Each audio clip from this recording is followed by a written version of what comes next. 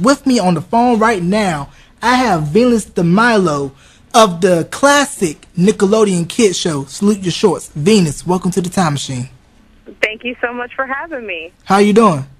I'm doing great. I'm doing great. Good. I appreciate you taking the time out of your busy schedule to do this interview with me. No problem.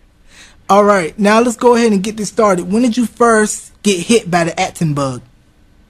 Well, I kind of actually started out as a baby. I don't think it was my choice necessarily. I started out as an extra, and my mom wanted to see if it was something I was, interested in pursuing later on. But I think our first role was a baby in Roots 4. I was Diane Carroll's baby. But then basically I stuck with it, and it allowed me to put myself through college. Mm-hmm. So it was a means to an end. Right. Now, what was it like you getting older and you're going around the audition circles and you're making your rounds? What was that process like? What is that like? Yeah, the process of going on auditions. Well, the great thing is that my mom is my agent. She's a talent agent, and she's had her agency for about 14 years. But it's stressful going and auditioning, but it's kind of helpful to have your mom give you a call and say, hey, you have an audition today, and know that she's going to give me all the information possible to make sure that I do the best that I can. But it's tough because there's a lot of reality television nowadays, which means a lot of us actors aren't getting on a lot of work. So it's a lot tougher than it was back in the Salute Your Shorts days for me to get a lot of gigs. Mm-hmm. Now, did you end up meeting some people that ended up blowing up while making your audition rounds? Oh, yeah. Gabriel Union and I, we go on auditions all the time together. Trying to think of any other people. But mostly the people that I audition with are actors who are just out there trying to make it happen. Mm-hmm. Not too many A-list actors out there actually auditioning. A lot of times once you get to a certain level, they just basically call you, and you're either attached to a project or it's usually between you and a couple other people. Mm-hmm. So, yeah. Yes. I've come up along, with some great people. I've gotten an opportunity to work with a lot of amazing actors. So, I wouldn't trade it for anything. Now, how did you hear about Salute Your Shorts? Well, actually, I just was an audition that I went out on. And my mom, this was one of the projects that made her realize that she wanted to become an agent. She basically wrangled it for me, and my other agent wasn't really doing much. And I went out for the audition. I think I went back 6 times. And I guess the 6th time was a charm, and I booked it. Mm-hmm. And did you audition for the role of Telly, or were you up for any of the other girl roles? Oh, definitely. Well, I think I read for ZZ first, and then Dina, and then Telly. Okay. So they didn't really know what they wanted to do with those characters. Okay. Which way they wanted to go, yeah. All right, so after the audition process, what was it like bringing everybody that made the cut for the different parts onto the set and shooting that first season?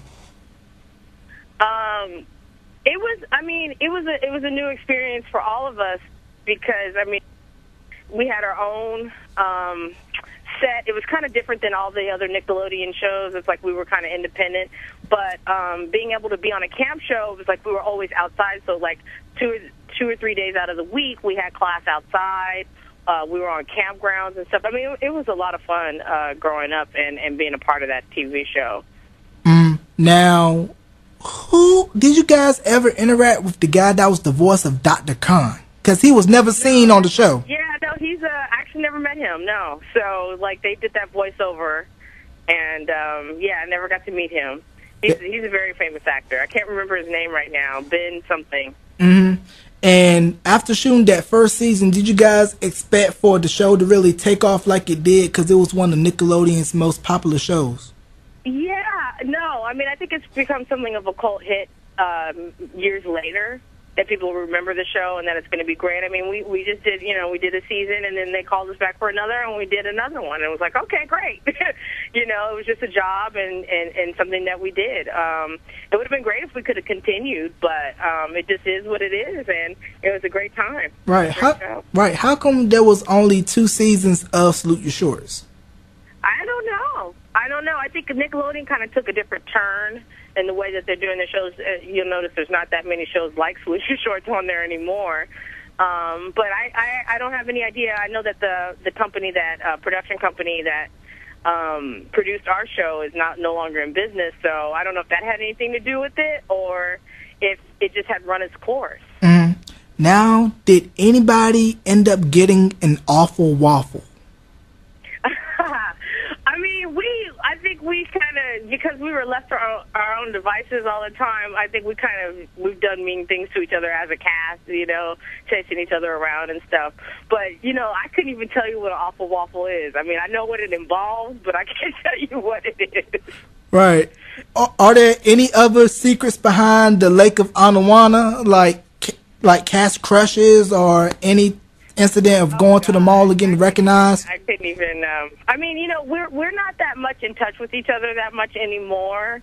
But I mean, there's definitely, we've had a run of crushes, definitely. Yep. So that goes to Retro Nickelodeon 90 on YouTube. He had wanted to know if you kept in touch with any of the other cast members, but you just answered that question. Yeah. I mean, I kind of, Michael Bauer, he's really kind of like the thread that holds us all together. Tim Meister is still out here, who's played Sponge. Michael Bauer was Donkey Lips. Blake, who was in the second season, he played Pinsky. Still in touch with him.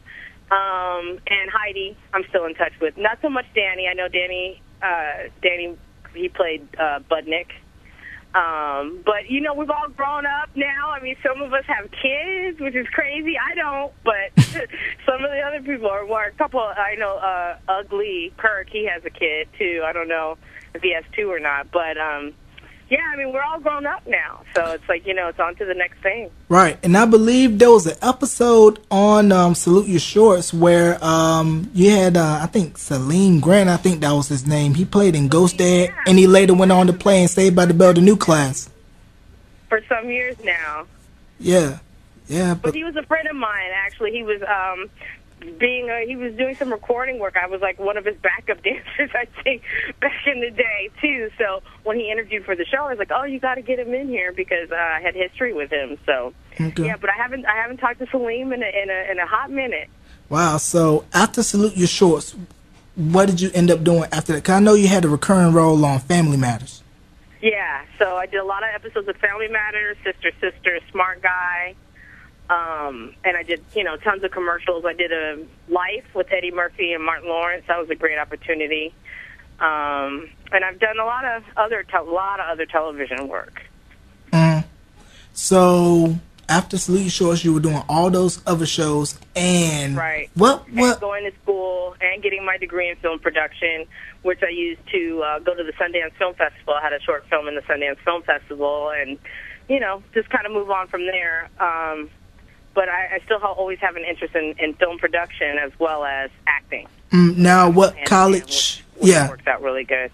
Now, what college did you end up attending? Loyola Marymount University. I kind of stayed local, so I live in Los Angeles, and I knew that I wanted to continue acting through college. I mean, so I even while I was in college, I was still acting, which was great.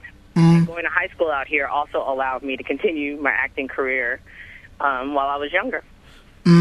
And you going to Sundance and having a short film. So tell me about the making of that short film and going to Sundance. Well, it's great. It's a great story. It was the first film that I ever made at Loyola Marymount, and that's what I always tell people who are young film students. If you make a piece, send it out to every festival that you know, because you never know who's gonna bite. And Sundance, I just sent it over to Sundance, you know, not thinking, you know, hey, this is my first piece. It's not that great. They ended up licensing it and airing it on the Sundance Channel. So that was a great experience for me to actually be able to go down there and actually get paid to have my. And actually, when I did go down there, I was working on The Bold and the Beautiful.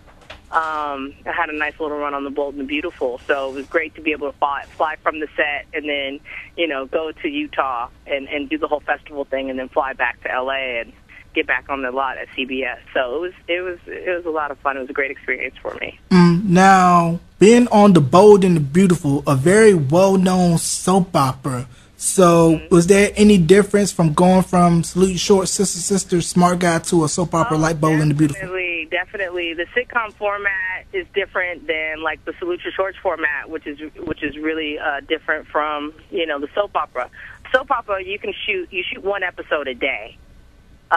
It took like an episode for Salute Your Shorts. It took a week, and shows like Family Matters and Smart Guy take anywhere from 4 to 5 days.